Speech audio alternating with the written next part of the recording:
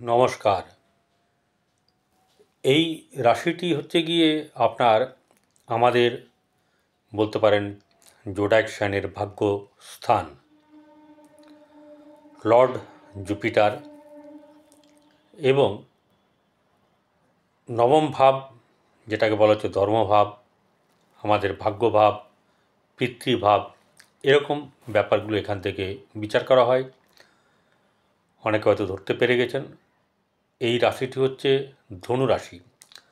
ধনুরাশির 2025 সাল কেমন যাবে, বিশেষ করে আর্থিক দিক থেকে। অর্থ দেখতে গেলে আমাদের ব্যবসা হয় এবং কর্ম অর্থ হচ্ছে চাকুরি, এক নিজের কিছু করা আর অন্যের হয়ে কিছু করা।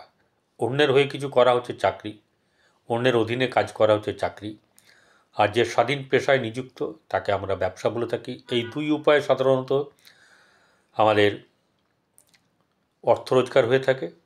সেই জায়গাগুলো মোটামুটিভাবে আমাদের এই 2025 কেমন যাবে তারই একটি রূপরেখা আমরা পাব এই ভিডিওর মাধ্যম দিয়ে। আপনাদের সকল দর্শকদেরকে আমার এই চ্যানেলে স্বাগত। প্রত্যেকের জীবন সুন্দর হোক, আনন্দময় হোক। শ্রী শ্রী পদ্মাবতী মায়ের কৃপায় সকলের জীবন সুখে থাকুক এবং সংসার জীবন মধুরময় হোক। শ্রী শ্রী পদ্মাবতী মায়ের কাছে প্রার্থনা করি। এবারে ধনুরাশির যে রাশির অধিপতি সে হচ্ছে বৃহস্পতি। তো আমরা বিচার করতে গেলে আগে জেনে নেব যে 1 জানুয়ারি আমাদের যেহেতু বৎসর শুরু হচ্ছে, তাহলে সেখান থেকে শুরু করব যে কেমন যাবে। তা দেখতে গেলে কোন গ্রহ কোন রাশিতে অবস্থান করছে সেটা একবার জেনে নেওয়া দরকার।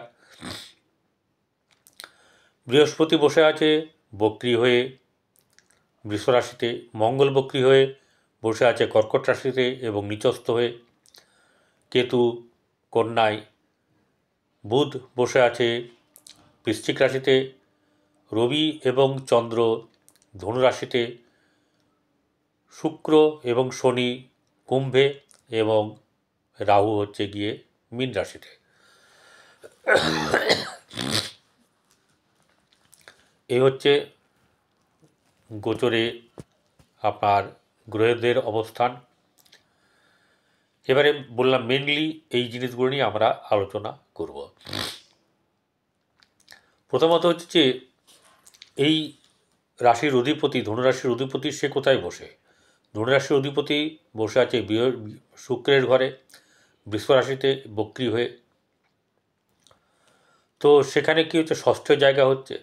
ষষ্ঠ জায়গাতে বৃহস্পতি কখনোই শুভ ফল দেয় না। তাহলে আমরা শুভ ফল কী করে পাবো না পাবো সেটা দেখব। আমাদের অর্থের জায়গা হচ্ছে দ্বিতীয় ঘর, 2, 6, 10, 11, অর্থাৎ দ্বিতীয় ভাব, ষষ্ঠ ভাব, দশম ভাব এবং একাদশ ভাব। এক একটা বলে দিই। দ্বিতীয় হচ্ছে ধনস্থান, ষষ্ঠ হচ্ছে প্রতিষ্ঠার জায়গা, দশম হচ্ছে কর্মের জায়গা, আর সাফল্যের জায়গা হচ্ছে একাদশ। অর্থাৎ কর্ম করতে গেলে এই ঘরগুলোকে লাগবে। এই ঘরের একটা কোনো একটা কম হলেও তাতে কোনো ব্যাপার না, কিন্তু এতেও কর্ম পাওয়া যাবে। কিন্তু ব্যবসা দেখতে গেলে 2, 7, 11 এটা হচ্ছে প্রধান আপনার রুলিংস। তো এখন ব্যাপার হচ্ছে যে ঘরে থেকেও যদি কিছু করা যায় এবং যা নিয়ে পড়াশোনা করেছে তা দিয়ে যদি ঘরেও করা যায় সেটাকে, তাহলে 4th হাউসকে আমরা এখানে সঙ্গে নিতে পারি। দ্বিতীয় জায়গা কি বলছে? দ্বিতীয় হচ্ছে গিয়ে আপনার ধনুর পরে হচ্ছে মকর। সেই মকর রাশির অধিপতি দ্বিতীয়পতি বসে আছে তৃতীয়। তো দ্বিতীয়পতি ধনস্থানের তৃতীয় জায়গায় বসে থাকলে সেই নিজের ঘরেই বসে আছে, অতএব ব্যাপারটা খারাপ না। আর্থিক জায়গাটা ভালো। এবারে এই জায়গাতে মঙ্গলের বর্তমান সময়ে দৃষ্টি আছে, বৃহস্পতিরও দৃষ্টি আছে। তাহলে আর্থিক দিক থেকে একটা ধরে নেওয়া যায় ভালো যাবে। যেহেতু মঙ্গল এই ঘরে উচ্চস্থ হয় অর্থাৎ আপনার মকর রাশিতে, তাই মঙ্গলের দৃষ্টি কিন্তু এখানে শুভ ফল প্রদান করবে। সঙ্গে আছে বৃহস্পতির দৃষ্টি, সেটাও কিন্তু খুব শুভ ফল প্রদান করবে। অর্থাৎ আর্থিক দিক দিয়ে ধনুরাশির জাতক জাতিকাদের ভালো যাবে। এরপরে মে মাস অর্থাৎ মে মাসের 18 তারিখ নাগাদ বৃহস্পতি গোচর করবে হচ্ছে মিথুন রাশিতে। মিথুন রাশিতে গোচর করার পরে সেখানে অনেক দিন থাকবে এবং অক্টোবর মাসের বৃহস্পতি চলে যাবে মানে অতি শীঘ্র গতির দ্বারা কর্কট রাশিতে। তো কর্কট রাশিতে যদি যায় তাহলে সে একদম ওখান থেকে দৃষ্টি দেবে, সপ্তম দৃষ্টি, তাহলে সেখানেও ভালো। মিথুনে থাকলে মিথুন থেকে সরাসরি দৃষ্টি সপ্তম, ঠিক আছে। সরাসরি সপ্তম দৃষ্টি দিচ্ছে কোথায়? সরাসরি সপ্তম দৃষ্টি দেবে হচ্ছে গিয়ে রাশিতে, তাই সেটা পক্ষে ভালো। আবার যখন অতি শীঘ্র গতির দ্বারা চলে আসবে কর্কট রাশিতে, তখন কিন্তু দৃষ্টি দেবে সেকেন্ডভাবে, দ্বিতীয়ভাবে। অর্থাৎ আর্থিক দিক থেকে বৃহস্পতি কিন্তু সহায়তা করবে যখন কর্কট রাশিতে যাবে। মিথুন রাশিতে যখন যাবে তখন রাশিকে সহায়তা করবে এবং আপনার মিথুন রাশি আপনার একাদশকে যখন বৃহস্পতি দৃষ্টি দেবে তাহলে একাদশ স্থানটাও কিন্তু শুভ হবে। ব্যবসার জায়গা দেখব, কর্মের জায়গা দেখব। ধনস্থান মোটামুটি আমাদের ঠিকঠাক আছে, তাহলে আমরা এখান থেকে ধন প্রাপ্তির যোগ বোঝা যাচ্ছে আছে। এবারে তৃতীয় শনি হচ্ছে গিয়ে শুভ এবং সঙ্গে শুক্র বসে আছে। এই শুক্র শনির সঙ্গে বসে থাকলে শুভ ফল প্রদান করে, কিন্তু এই রাশির পক্ষে শুক্র শুভ কারক গ্রহ নয় ধনুরাশির জন্যে। তবু কিন্তু শনি যখন শুক্রের সঙ্গে বসে থাকবে তখন কিন্তু শুভ ফল প্রদান করবে, চতুর্থেও করবে যখন যাবে। অর্থাৎ শুক্র ম্যাক্সিমাম সময় ভালো ফল দিয়ে যাবে। এই রাশির যে আপনার ধনুরাশির ভাগ্যভাব হচ্ছে গিয়ে সিংহ এবং কর্মস্থান হচ্ছে গিয়ে আপনার কন্যা। তো এই দুটো জায়গা কেমন আছে সেটা একবার দেখব। পঞ্চম জায়গা হচ্ছে মঙ্গল অর্থাৎ মেষ রাশি। এই 1, 5, 9 যার ভালো তার কিন্তু সব কিছুই ভালো থাকবে, অনেক কিছু ভালো থাকবে, লড়ে নিয়ে নেবে, ভাগ্য তাকে সাথ দেবে যদি মহাদশ অন্তর্দশাগুলো পেয়ে যায়। এবারে মেন ফ্যাক্টর হচ্ছে গিয়ে রাহু, শনি, কেতু, বৃহস্পতি 4টে গ্রহই গোচর করবে, অর্থাৎ ট্রানজিট করবে, ঘর পরিবর্তন করবে। এই একটা ব্যাপার আসবে যেটা হচ্ছে গিয়ে আগামী সেপ্টেম্বর, বিশেষ করে মার্চ মের পর থেকে একটা আলোড়ন সৃষ্টি হতে থাকবে, যার ফলস্বরূপ গিয়ে আমরা আগস্ট সেপ্টেম্বর থেকে নভেম্বরের মধ্যে জোরদার পাব। রাজনৈতিক সমীকরণ বদলে যাবে। ভালো করে মনে রাখবেন যারা আমার ভিডিও দেখছেন, রাজনৈতিক সমীকরণ পাল্টে যাবে এবং দিল্লির মসনদ কিন্তু কার হাতে থাকবে সেটা একটা তখনই বলে দেবে, কিন্তু বর্তমান যা আছে তা কিন্তু থাকবে না, পরিবর্তন আসবে। দেশে বিদেশে সুনামের মতন কোনো কিছু ঘটতে পারে কোনো মহামারী, কোনো যুদ্ধ, এরকম ধরনের কিছু একটা, এমন কিছু এক বা একাধিক কিছু ঘটবে, ভূমিকম্প হতে পারে এবং বিরাট বড় ক্ষতি কিন্তু নির্দেশ করছে। আর একটা জিনিস হচ্ছে গিয়ে যে আপনার অর্থনীতি কিন্তু মজবুত থাকবে না, ভেঙে পড়বে। অর্থনীতির মেরুদণ্ড কিন্তু ভেঙে পড়বে এবং সেটা শুধু ভারতে নয়, সারা বিশ্বেই কিন্তু ঘটবে। শেয়ার মার্কেট বিরাটভাবে ফল ডাউন করবে। আর আপনাদের ব্যবসা কর্মটা বলে নিই, তারপরে কী করবেন শেষ অবধি যারা দেখবেন তারা কোথায় পয়সা রাখলে আপনার সেফ এবং আপনি আগামী জীবন যতই দুর্যোগ আসুক আপনি কিন্তু বেস্ট পজিশনে থাকবেন সেই তথ্য বলবো। ব্যাপার হচ্ছে গিয়ে শেয়ার মার্কেটে থাকবেন না, এটা হচ্ছে গিয়ে একটা ব্যাপার। পরিশ্রম হচ্ছে আপনার সম্পত্তি, ধন সম্পত্তি, এরকম একটা মনে রাখবেন নিজেকে। এবারে ঘটনা হচ্ছে যে আপনার ব্যবসার জায়গা হচ্ছে গিয়ে 7th হাউস বুধ, সেটা হচ্ছে গিয়ে আপনার মিথুন। সেই 7th হাউসের লর্ড বুধ বসে আছে দ্বাদশে বর্তমানে। সে তো কিছুদিন পর পর মাসের মধ্যেই সে তার এক ঘর থেকে আরেক ঘরে চেঞ্জ করে। এরকম করে ঘর চেঞ্জ করতে যখনই সে ভালো জায়গায় যাবে তখনই চাকরির ব্যাপারে আপনাদের উন্নতি হবে, এটা আমি বলে রাখছি। যখন এখানে আসবে বুধের মানে রবি তো সরে যাবে। রবি তো থাকে হচ্ছে গিয়ে আপনার এক একটা ডিগ্রিতে এক এক দিন করে থাকে, অর্থাৎ 30 দিন 30 ডিগ্রিতে অতিক্রম করে ঘর পরিবর্তন করে।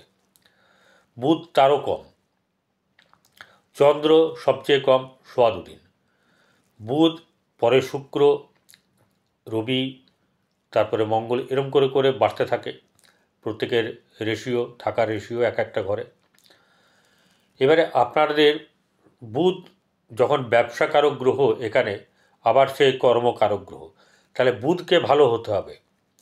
আপনাদের জন্মকুণ্ডলিতে, আমি যেহেতু গোচর বিচার করছি, জন্মকুণ্ডলী বিচার করছি না, গোচরে যে কথা বলছে যে যাদের বুধ ভালো তাদের কিন্তু ভালো ফল পাবে। বুধ যদি ভালো না থাকে তাহলে সেই বুধকে যাতে প্রতিকার করে ভালো করা যায়, যতটা করা যায়, সম্পূর্ণ করা যাবে না, কিন্তু যতটা করা যায় নিজের কর্মকে দিয়ে। আমি যেমন বলি, আমি কিন্তু আপনার শুধু ওষুধ দিই না, ওষুধের সঙ্গে পথ্যও দিই।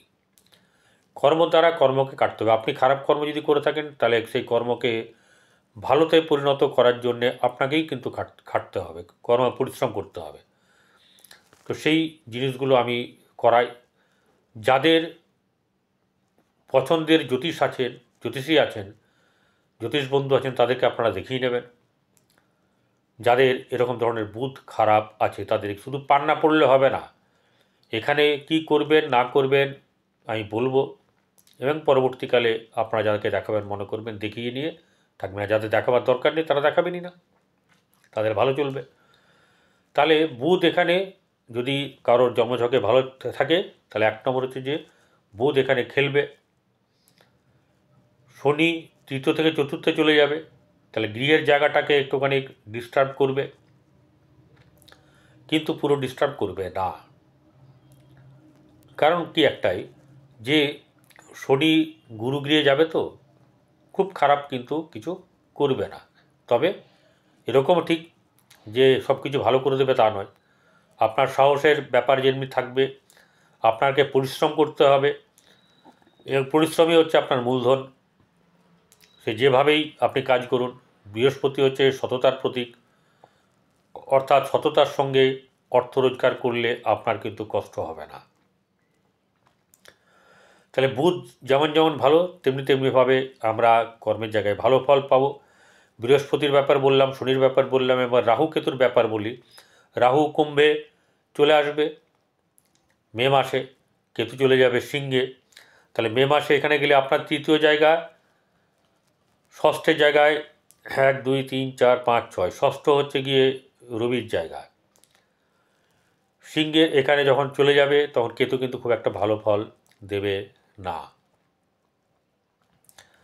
অর্থাৎ এদিক থেকে দেখা যাচ্ছে যদি সিংহর ওই রাশির, সেটা হচ্ছে 8ম ঘর, এই 8ম ঘর, আর পেছন দিক দিয়ে গেলে 6ষ্ঠ ঘর, অর্থাৎ 6ষ্ঠ 8ম কানেকশন হচ্ছে।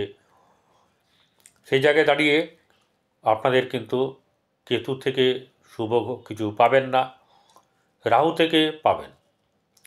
রাহু 3য় থাকলে আপনার সঙ্গে লোক থাকবে, এটা একটা ব্যাপার। যারা ব্যবসা করেন, এবং সবচেয়ে ভালো হচ্ছে গিয়ে আপনারা যদি মিডিয়াতে থাকতে পারেন, বা এরকম ধরনের মিডিয়া বলতে গেলে আমি সোশ্যাল মিডিয়ার কথা বলছি, যে কোনো ভিডিওর সঙ্গে ফেসবুকে হোক বা আপনার নানা ধরনের আছে ইনস্টাগ্রাম থেকে আরম্ভ করে, এর সঙ্গে জুড়তে পারলে আপনাদের কিন্তু ভালো লাভ হবে।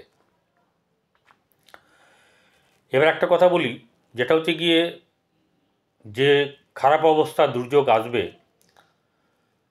যখন অর্থনীতির মাজা ভেঙে যাবে, তখন আপনার মাজা বা আপনার মেরুদণ্ড একদম সঠিকভাবে থাকবে। সেটি হচ্ছে গিয়ে আপনার পয়সা অর্থ একদমই অপচয় করবেন না। প্রথম এটা একদম গাঁট বেঁধে নিন। দ্বিতীয়ত হচ্ছে গিয়ে আপনার যে পয়সা বাঁচাবেন, সেই পয়সা আপনাকে বাঁচাতে হবে এবং ইনভেস্ট করবেন গোল্ডে। যখন সব কিছুর মার্কেট পড়ে যাবে, গোল্ড তখন উঠতে থাকে উপরে। জানবেন আপনারা অনেকেই ব্যাপারে জানবেন। গোল্ড যদি আপনারা কিনতে পারেন, সেটা মিউচুয়াল ফান্ডের মাধ্যম দিয়ে হোক বা যে কোনোভাবে হোক, কীভাবে করবেন সেটা আপনাদের ব্যাপার। আমার একটা কথা গোল্ডকে উদ্দেশ্য করা, যে গোল্ডের দাম কিন্তু আজ থেকে যদি 70,000 হয়, তখন কিন্তু 90-1 লাখ পেরিয়েও যেতে পারে, যাবার সম্ভাবনা আছে। দেখা যাবে তখনই। কিন্তু যদি ইনভেস্ট করে রাখেন এদিকে, আপনারা কিন্তু ভালো ফল পাবেন। আর একটা বুধের কথা বলে যায়, 2-3টে জিনিস বলে যায় প্রতিকারের কথা, যখন বলেছি।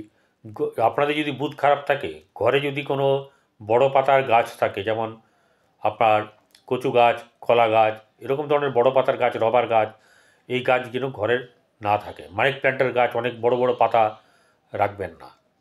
ঘরে এক গাদা তুলসী গাছ যেন না থাকে, একটা তুলসী থাকুক, ঠিক আছে। তো এরকম ব্যাপারগুলি করতে হবে। ঘরে টিয়া পাখি পুষে রাখা চলবে না, বরং উল্টে আপনি যদি রাস্তায় দেখতে পান সেখানে পাখি, যেই পাখি হোক, সে পাখি কিনে নিয়ে আপনি তাদেরকে মুক্ত বিহঙ্গে ছেড়ে দেবেন। আর কি করবেন, গরুকে 7 রকমের আনাজ খাওয়াবেন। এটা বুধবার থেকে শুরু করবেন, লাগাতার করবেন। আর কেশরের তিলক করবেন। কেশরের তিলক করলে আপনাদের ভালো হবে। দূর্বা দিয়ে আপনারা শিবকে পুজো করুন, দূর্বা দিয়ে গণেশকেও পুজো করুন, ভালো হয়। যারা এই ব্যাপারে জানে, কিন্তু আমি যেটা জানি, মানে দূর্বা এবং মোদক বা এরকম ধরনের লাড্ডু দিয়ে যদি গণেশকে পুজো করা যায়, আপনার একমাত্র কিন্তু এই আরাধ্য দেবতা আপনাকে ফল দিতে পারবেই, ঠিক আছে? এ বিষয়ে কোনো সন্দেহ নেই। এবং আপনারা পরিশ্রম করুন, অর্থ রাখুন, বিপদে যাতে না পড়েন, তার জন্য আমি অনেক কিছু বললাম। ভিডিওটি ভালো লাগলে সাবস্ক্রাইব করবেন, পাশে থাকা বেল আইকনে ক্লিক করবেন এবং অল্প টাইমে প্রেস করবেন, লাইক করবেন। নমস্কার।